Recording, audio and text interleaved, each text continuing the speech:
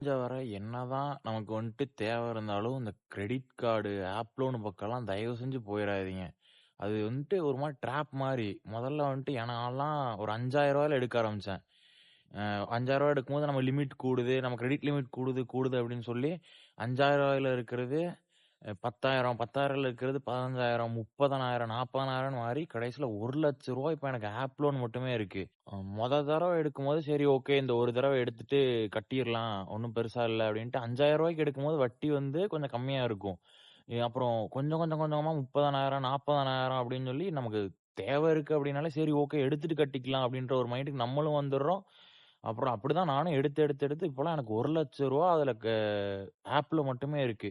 நான் எடுத்தது என்னவோ அதுல என்ன ஒரு 60,000 எடுத்திருப்பேன். ஆனா வட்டியோட சேர்த்து ரூ. 1,00,000. கொஞ்சம் கொஞ்சமா இன்கிரீஸ் பண்றேன்ற பேர்ல இப்ப என்னைய கொண்டு ரூ. 1,00,000 ஆப் லோன்ல மட்டுமே நிப்பாட்டி வச்சிருக்கானுங்க. எனக்கெல்லாம் இது எங்க போய் முடிய போகுதுன்னே தெரியல. நானும் உட்கார்ந்திருந்து முடிச்சிடலான்ற பேர்ல போராடிட்டு இருக்கேன் அந்த ஆப் லோனு. என்னதான் கஷ்டம், என்னதான் வந்தாலும் தயவு செஞ்சு இந்த ஆப் லோன்ல மட்டும் விழுந்துடாதீங்க. Zomato சேலஞ்சர் டே 6ல இருக்கோம். டே 6ல எவ்வளவு சம்பாதிச்சிருக்கோம் பார்த்துடலாமா? Zomato சேலஞ்சர் டே 6ல காலையில 8 மணிக்கு லாகின் பண்ணி இப்போ நைட்டு 12:15 க்ளோஸ் பண்ணியிருக்கேன். கிட்டத்தட்ட 16,15 மணி நேரம் ஓட்டியிருக்கேன். $2,007.09 சம்பாதிச்சிருக்கோம்.